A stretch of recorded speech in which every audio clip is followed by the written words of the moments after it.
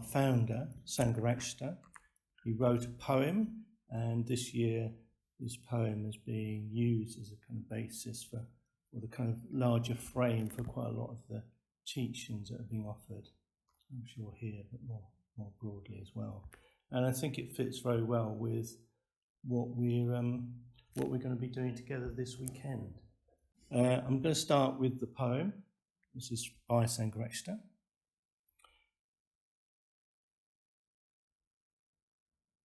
Four gifts. I come to you with four gifts. The first gift is a lotus flower. Do you understand? My second gift is a golden net. Can you recognize it? My third gift is a shepherd's round dance. Do your feet know how to dance? My fourth gift is a garden planted in a wilderness. Could you work there? I come to you with four gifts. Dare you accept them? So we've got the first image that he's offered is of the lotus flower. And this seems very apt for this, what we're doing here, as it seemed clear to me that,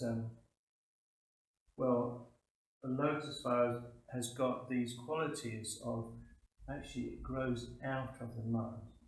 So we're not going to just kind of go into the depths, those difficult places, which quite rightly we're going to have some concerns about.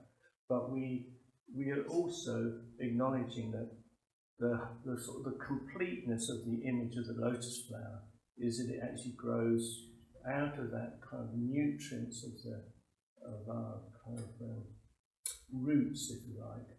But then it grows up through water, through kind of towards a sense of being drawn to the light. We could say that the lotus flower represents something of the fact that in all of us there's this longing for a way of finding how can we express, live, embody our potential. So the lotus is very much an image of full integration, reaching its potential in this beautiful blossom. And it's always in relationship, it's always been called forth by this longing, which is sometimes symbolized by light. I think that longing really, for me, it's the longing to love, to express love, to know love, to respond with love. It seems that, in a way, this is that growth comes by trying to explore how can we kind of work with our inevitable kind of patterning that blocks or limits us to be in flow around this natural responsiveness that seems to be kind of in us, at least in potential, and kind of get glimpses of, and there's a sense of real kind of rich meaning when we touch into those places where we feel completely open, creative, responsive, available to ourselves and each other. So this is the lotus flower. The next image is, actually, before I go on to the next image, if what I'm saying, you just say, hang on, that I don't agree with that, or I don't kind of see it that way, please say, because it's very much, we're trying to be in communication this weekend, so I don't want to just stand here and tell you how it is. If it doesn't match with your experience, please feel free to speak. So the next image is that of the golden net. So perhaps inevitably kind of connect this with interconnectedness, and that actually we do have a sense of separate selfhood, And what Buddhism tells us is actually that is a construct, that actually this sense of separate selfhood is always provisional, always changing, always moving. And that this sense of ourselves is actually based on and arises within a whole field of interconnecting breaths. So we may think that our thoughts, our habits, our ways of describing ourselves to ourselves, the way we interpret what's going on around us, is of our own making. But a lot of it is actually has been kind of given to us through this kind of interweaving of our life with others. So very much the work that we do here together this weekend is based in the truth that we are completely interwoven with each other. And although we have, quite rightly, we have our own sense of separateness, our own sense of being a node of awareness, actually we also are completely influencing, affecting each other, kind of in this net of interconnection. And the more that we can kind of become sensitive to that, it seems to be actually something we can actually use. But also it helps us to disidentify with any particular experience that is arising within us individually. Because actually, because we are a net of connections, there might be something that comes up in our own experience which we feel, I don't know what this is, I don't know what's happening here, something's alive in me.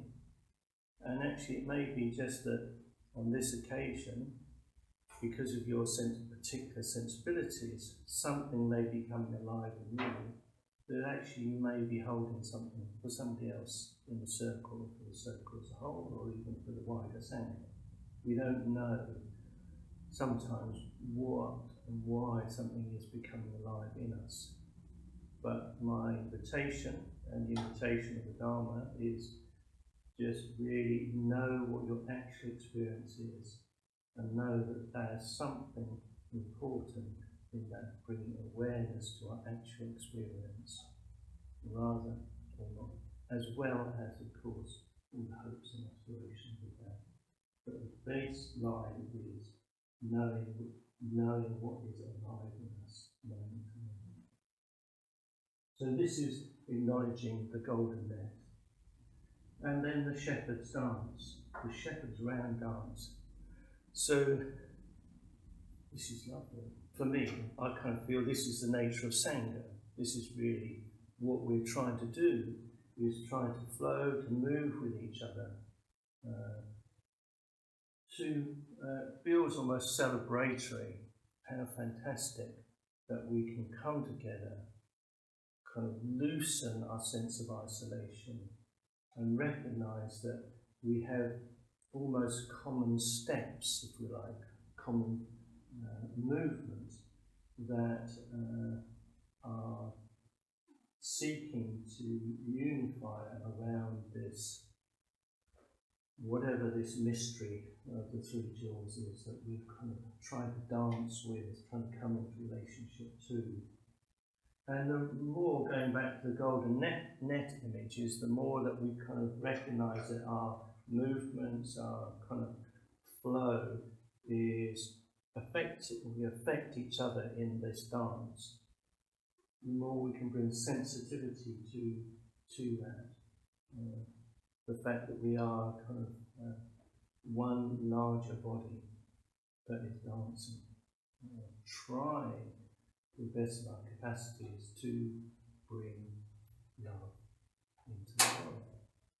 It seems to me this is the kind of the root of what we're trying to do in practice, is recognise the mind, but also recognise that sort of longing to really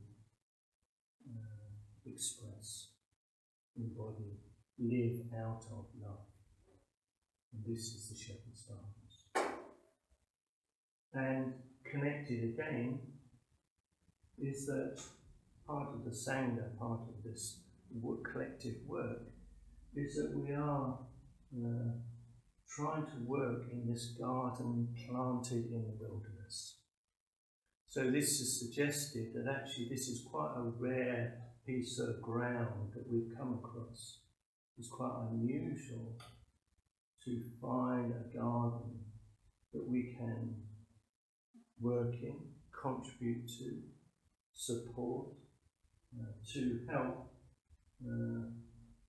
this situation to flourish.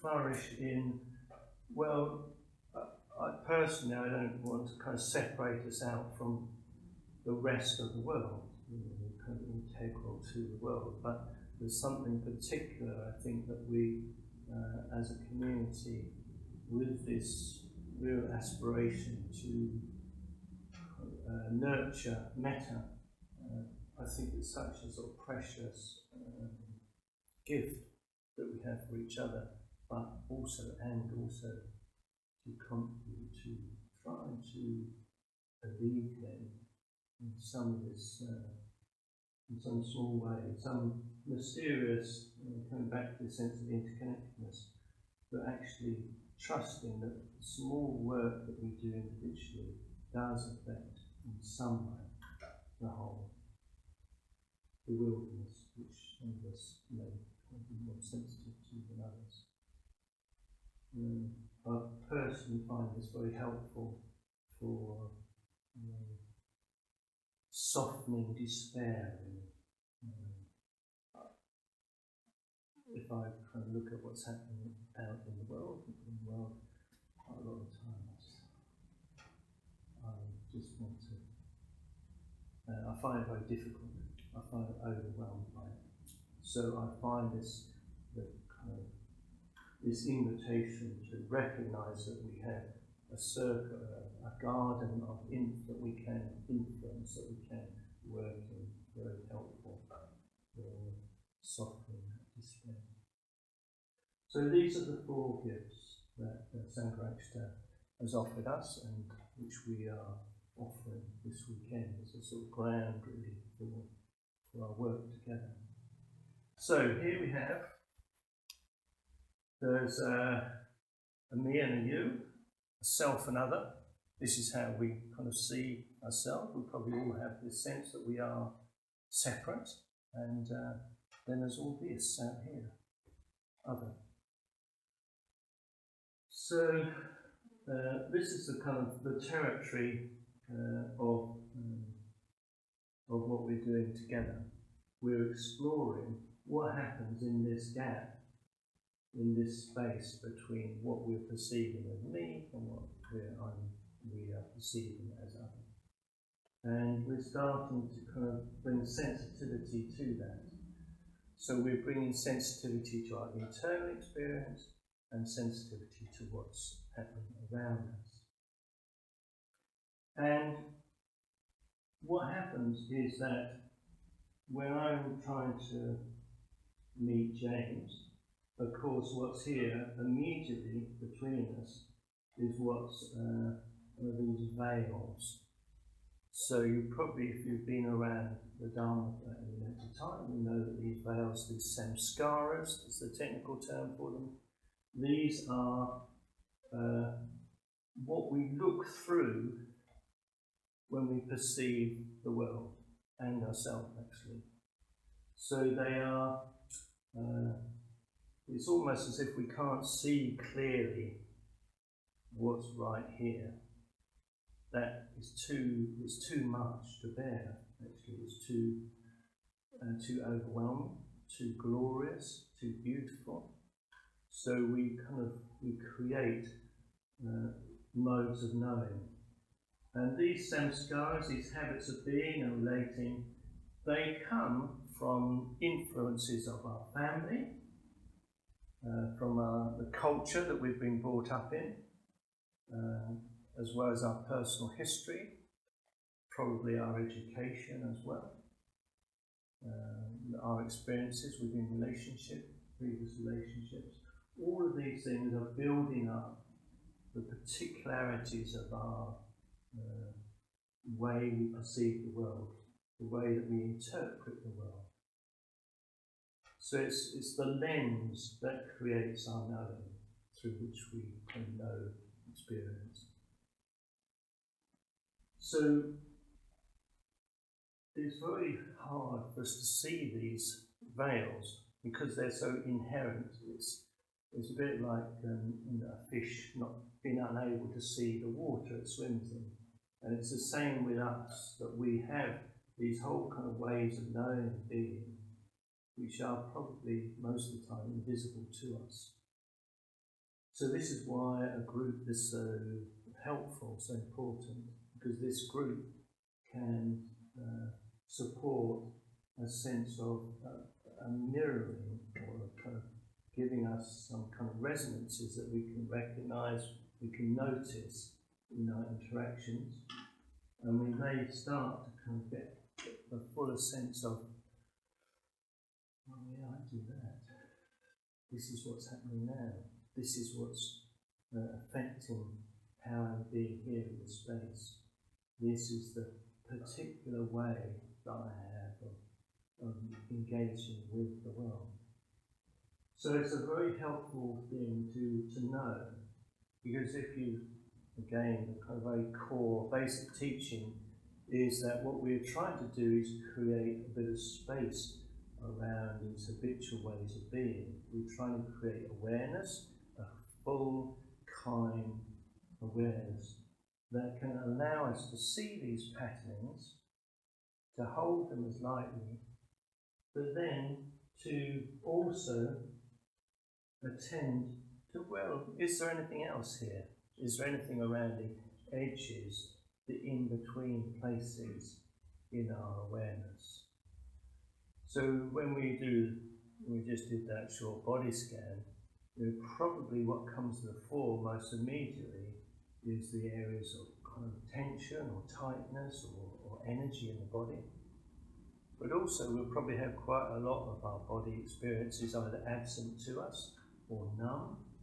And so, but that numbness, absence is also a feeling. So how can we also give attention to those parts of our experience that are probably less visible to us, less obvious? So we're trying to fill out our awareness into the whole of our being. So these in-between places, and I think the really main thing is that we've tried to bring as much kindness and care to this knowing. So we're not knowing to kind of build even more self-judgment, self-criticism. Probably most of us have got enough of that already. We're building it to support a freeing or an engaging in a different way with those habits of being.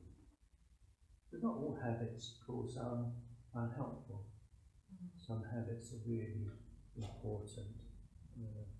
They've supported us, they actually support our growth and our potential. But we need to know, is this a habit that we need, that is helpful to us? Is this a habit that I've learned that maybe is now redundant, that I can kind of begin to release from, or at least come to a different relationship to it? So there's a whole way of kind of coming into relationship, and we're doing that here in relation, through relationship with each other. Have this opportunity to, oh, I do that. This is what affects my relationship with the world. So I think it's a very important space that David with myself is offering for our releasing into our potential.